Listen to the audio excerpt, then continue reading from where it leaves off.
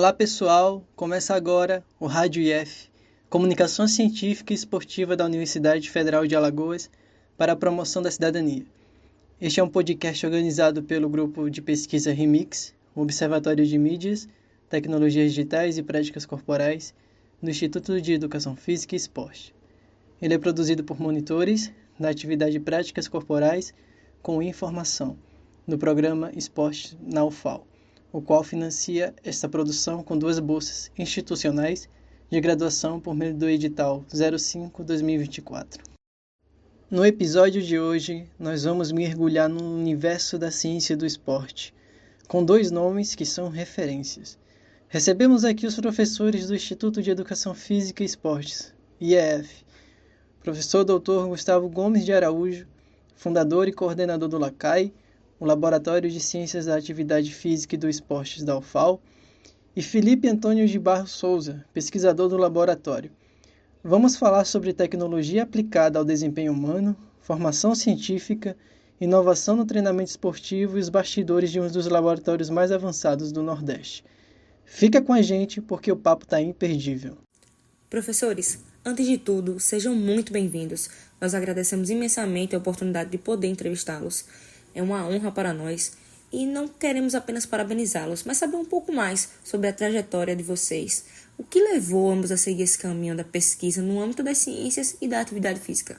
Obrigado, agradeço o convite, uma honra participar desse projeto do Remix e dizer que acho que mais entrevistas como essa são muito necessárias, acho que com todos os laboratórios, para a gente conseguir compreender mais a fundo mesmo que cada um, a trajetória de cada pesquisador e a atualidade. Eu nasci em Rio Claro, interior de São Paulo, tentei ser atleta de basquete, fui apaixonado pelo esporte e isso me conduziu a cursar educação física. Logo no primeiro ano de graduação, estimulado por um pesquisador da família, eu entrei na iniciação científica, numa área que sempre me atraiu muito, que foi a parte da fisiologia do exercício, e isso me permitiu entrar no doutorado direto,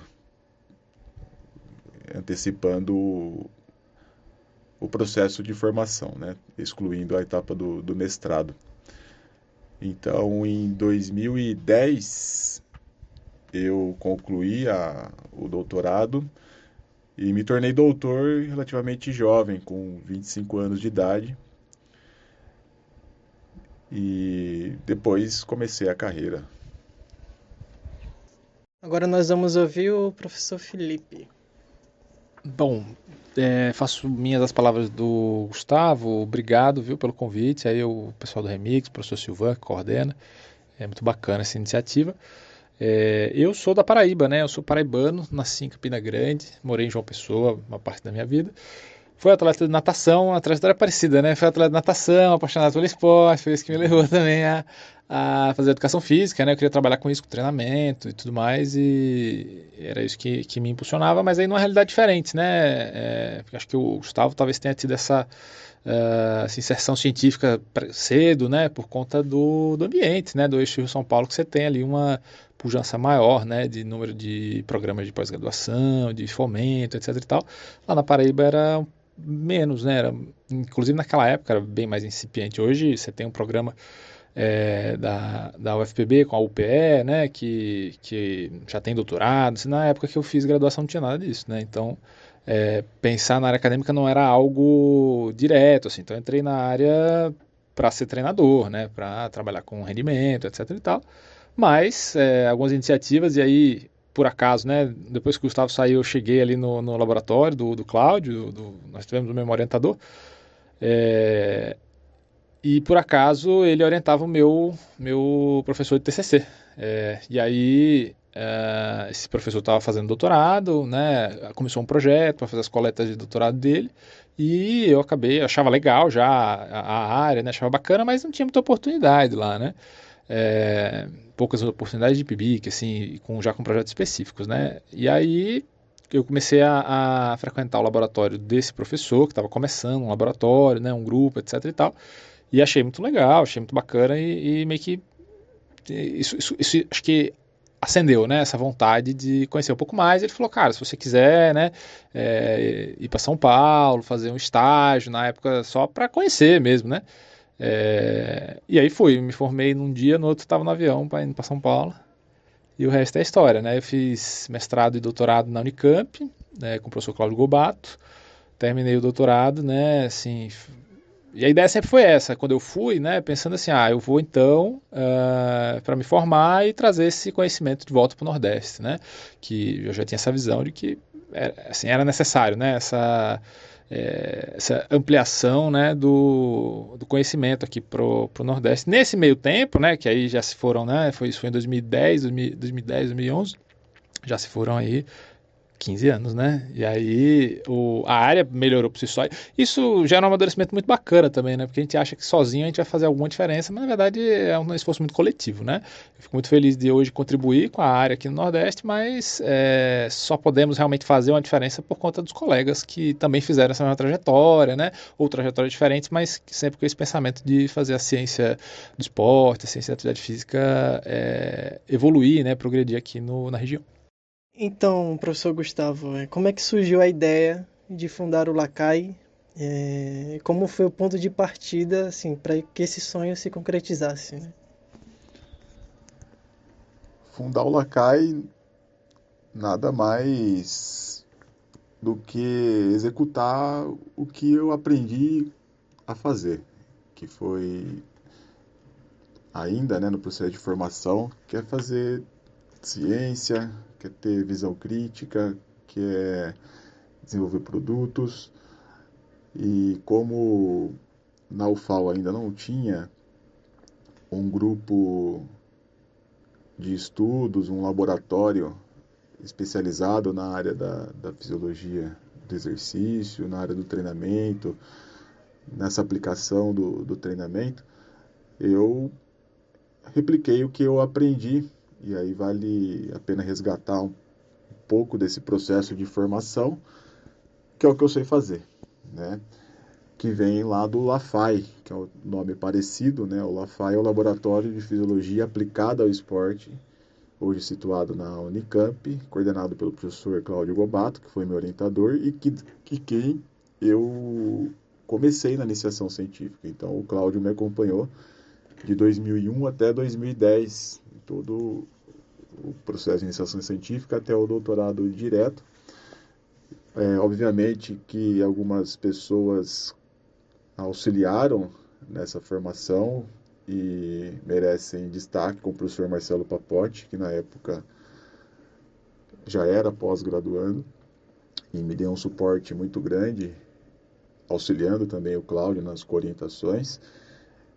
E chegando em Alagoas, o LACAI, ele também teve uma associação com o GPCAI, que era o grupo de pesquisa aplicado ao esporte, coordenado pelo professor Adriano, que também merece esse destaque nominal e individual por toda a abertura e parceria na minha chegada, nos acessos aos equipamentos, nas colaborações nos projetos. E mesclando, então, o que eu aprendi no LAFAI junto com o GPCAI que existia aqui em Alagoas, coordenado pelo professor Adriano, foi fundado o LACAI. E a partir disso, os grupos de pesquisa derivados do laboratório. Beleza, muito bem. A gente queria saber agora qual é a missão central do LACAI e o que é que torna um laboratório único dentro do cenário universitário, tanto de Alagoas quanto a nível nacional.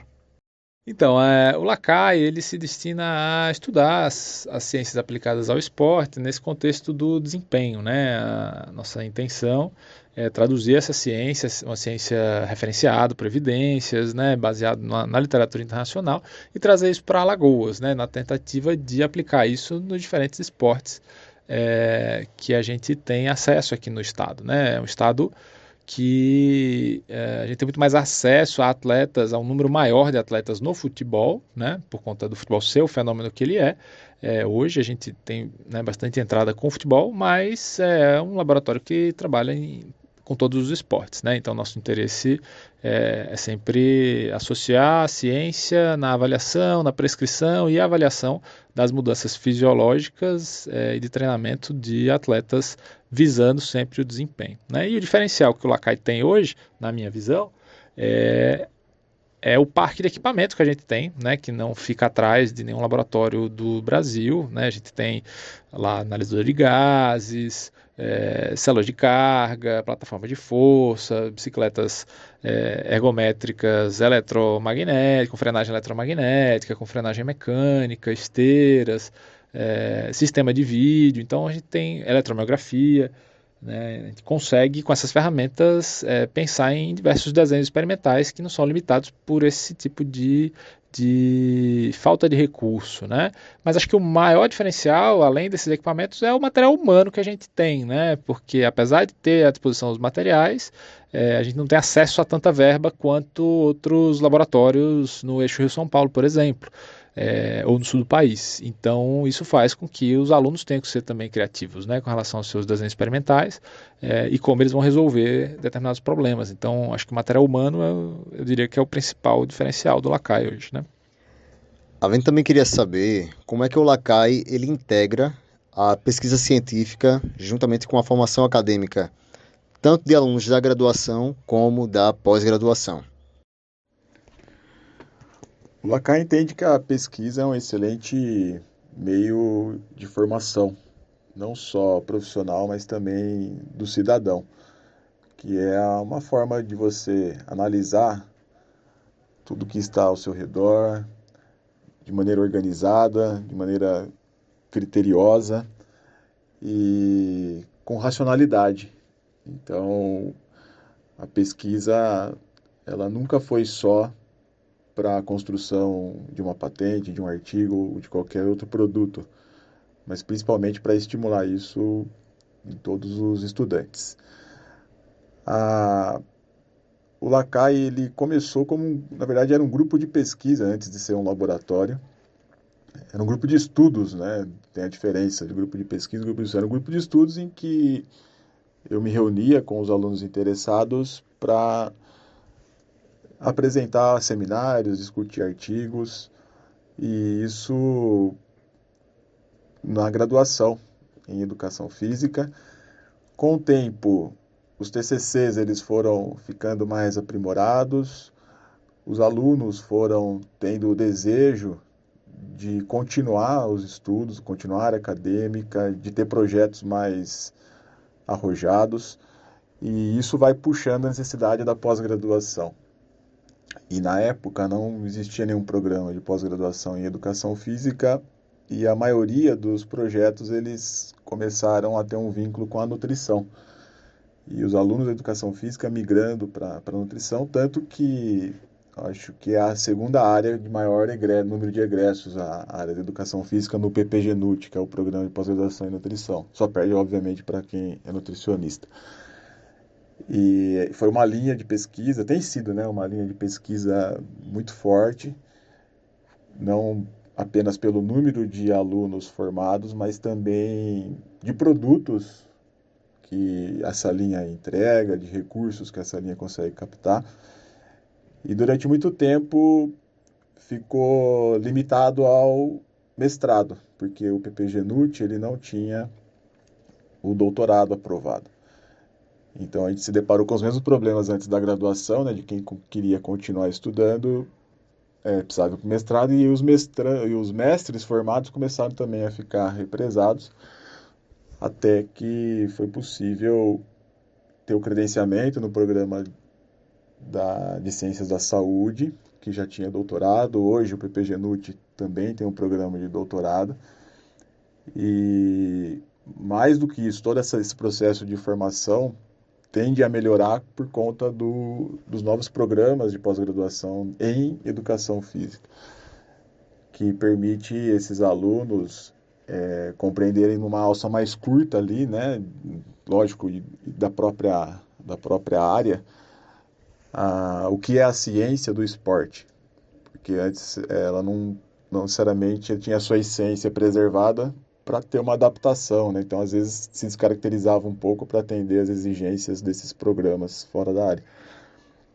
E por ser um programa recente, principalmente do Ciências no Movimento, ainda não dá para saber quantificar, né, o sucesso disso, mas as expectativas são as melhores. E aí, complementando a fala do Gustavo, eu acho também que a pesquisa, ela ajuda, ela sempre procura, né, expandir as fronteiras de conhecimento. Então, quando a gente pensa numa graduação para atuação prática, né, para atuação na área, que seja embasada em evidências, é importante que a gente saiba onde estão as fronteiras desse conhecimento, né? Então, quando o aluno se depara com essas fronteiras, e aí é claro que a gente não espera que o aluno de graduação adquira uma maturidade científica, né, de fazer uma pergunta inovadora, de fazer uma grande descoberta, mas participar desse processo, né, ativamente, seja participando como voluntário em pesquisa dos mestrandos, dos doutorandos, seja participando como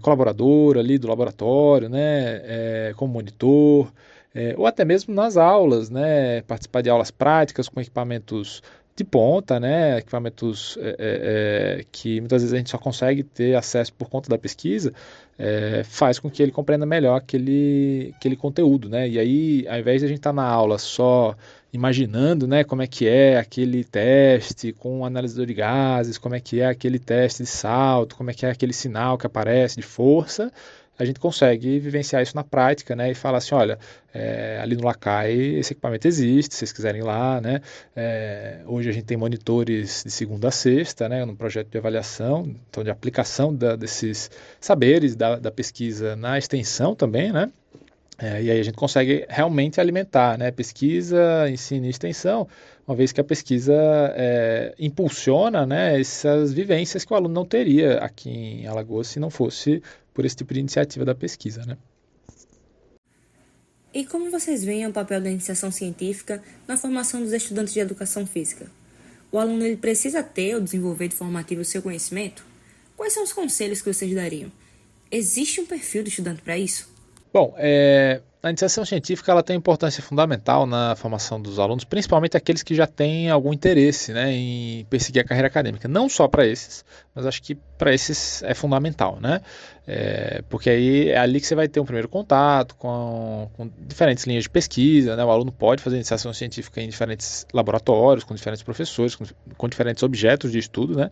E isso vai amadurecer muito mais o aluno nesse sentido da área acadêmica, né?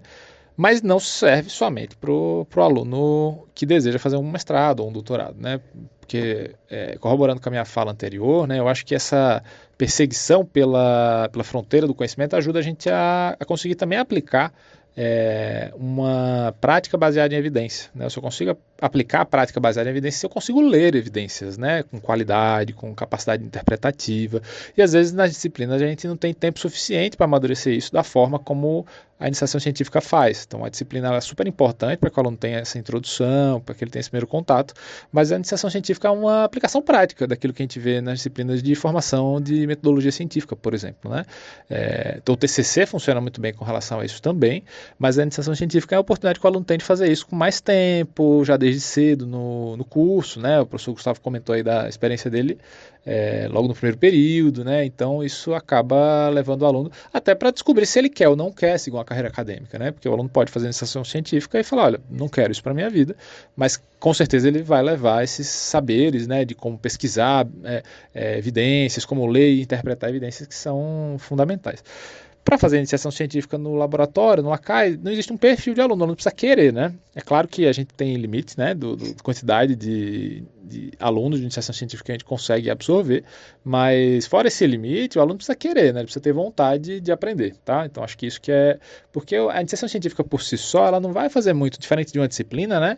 Ela não vai fazer muito pelo aluno se o aluno não fizer pela iniciação científica. Então é uma experiência prática, tá? Então, se o aluno não praticar, né, não viver essa experiência, ele talvez consiga escrever um relatório, ele talvez consiga, né, justificar ali a atuação dele na iniciação científica, mas vai tirar pouco disso para a sua vida profissional, seja acadêmica ou seja profissional atuando na área, né? Diferente do aluno que quer mesmo, né? Esse aluno que quer, ele vai pegar essas experiências, pegar a orientação do seu professor, que não é mais professor, né, no ambiente da iniciação científica, ele é orientador. Então, o orientador dá o caminho, né? E aí o aluno tem que seguir esse caminho, né? O orientador não vai dar uma nota que igual um conceito de disciplina, né? Mas sim ele vai dar uma orientação. Se o aluno não segue, né, a contento aquela orientação, ele que vai estar perdendo. Então, acho que o que define o perfil do aluno que faz iniciação científica no Lacai é vontade, né? Se ele tem vontade de aprender, eu acho que o processo vai ser mais bem aproveitado, né? Se não, ele pode até fazer a iniciação científica, mas não vai valer muito para ele, né? Tá. Quais são os impactos sociais que podem ser observados aí através da atuação do Lacai dentro da sociedade? Excelente pergunta, até porque hoje é uma métrica que a CAPES ela tem dado muito valor, que é o impacto social da formação dos alunos. E, obviamente, que o impacto direto ele é mais percebido numa região como a nossa. E quando eu falo impacto direto, é a quantidade de mestres formados, de graduados formados com qualidade, de doutores, e a nucleação desses egressos no próprio estado.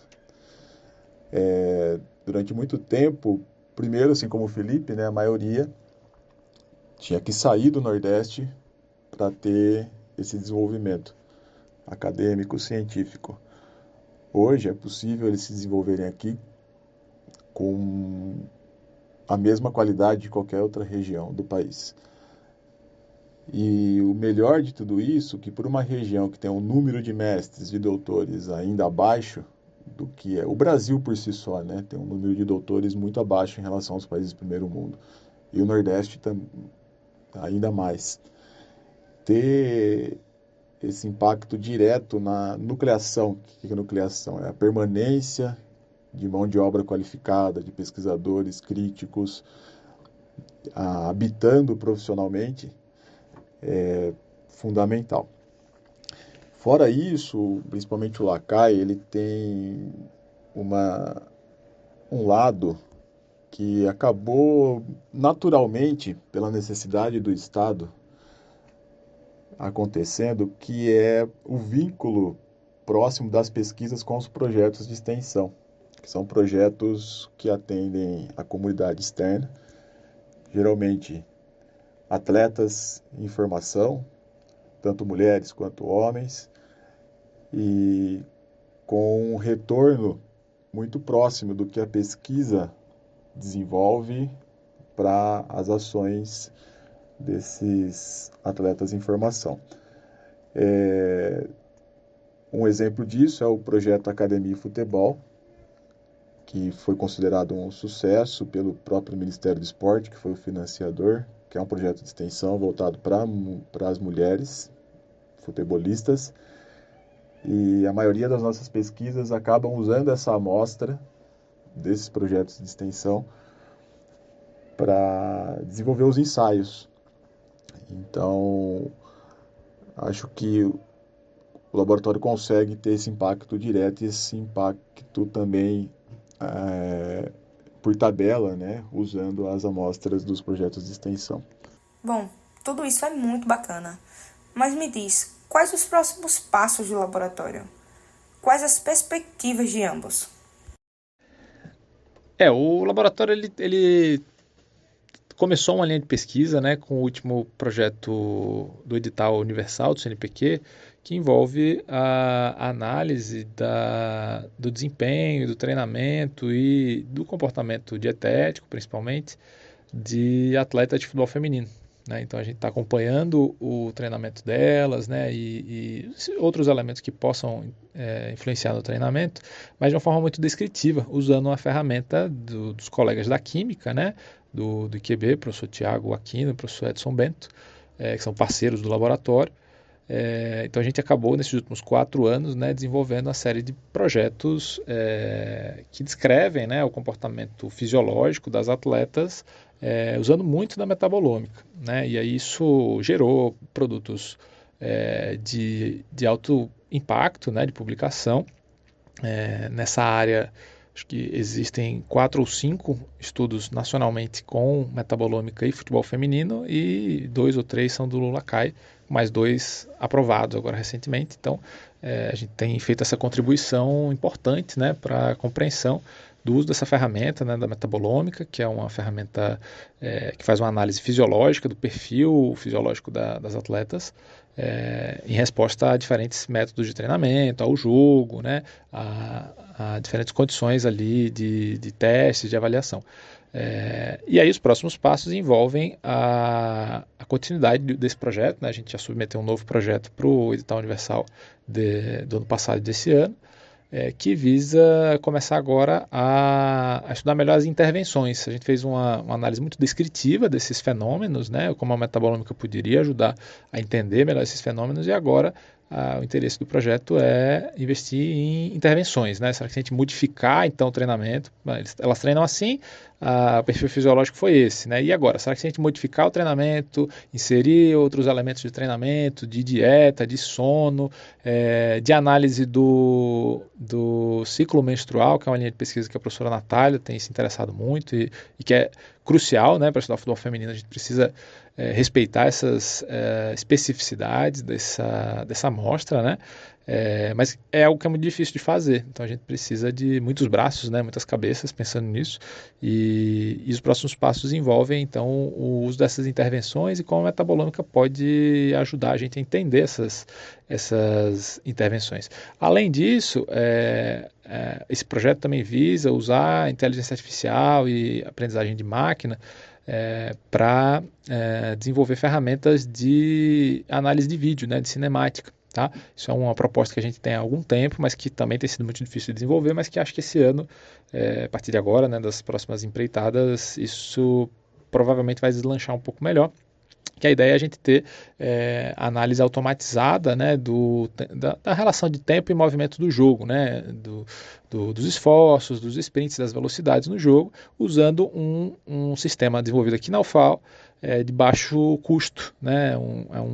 Esse tipo de análise já existe, mas existe usando equipamentos caros, né, que não atendem à realidade, principalmente do futebol feminino e diria até do futebol alagoano em massa, né? Quando a gente pensa nos clubes de Alagoas, quase nenhum tem verba, com exceção, né, dos grandes, quase não tem verba para ter sequer um equipamento de GPS que terá uma análise de vídeo que é bem mais cara, né? E aí o laboratório está focado, né, no desenvolvimento desse tipo de tecnologia que tem impacto social direto, né, porque franqueia o acesso a esse tipo de análise para as atletas de futebol feminino, né, os atletas do masculino também, de clubes sem orçamento, né, ou de baixo orçamento, que vão poder jogar aqui na UFAL, né, usando as parcerias de extensão aqui no estádio universitário e ter essas análises de vídeo durante o jogo, durante os treinos, né, é algo que a gente está focado em desenvolver para que a gente tenha também essa produção de ciência de alto nível aqui em Alagoas, mas uma ciência que dialoga com a realidade local, né, que é o desenvolvimento e aplicação de soluções de baixo custo também. Gostaríamos de expressar nossos sinceros agradecimentos aos professores Gustavo e Felipe pela valiosa contribuição ao nosso podcast. A participação dos professores foi fundamental para o aprofundamento das discussões sobre a produção científica, a relevância da pesquisa aplicada ao esporte e aos caminhos possíveis para estudantes e profissionais da área. Agradecemos também a todos aqueles que nos acompanham. Convidamos vocês a seguir o podcast em suas plataformas preferidas e a compartilhar este episódio com colegas, professores e estudantes interessados na ciência do movimento humano. Nós vamos encerrar por aqui com o compromisso de continuar promovendo espaços de diálogo, reflexão e divulgação científica.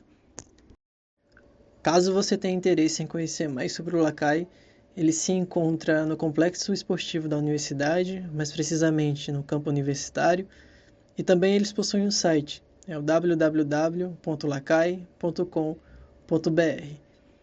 Nós vamos ficando por aqui, muito obrigado e até o próximo episódio.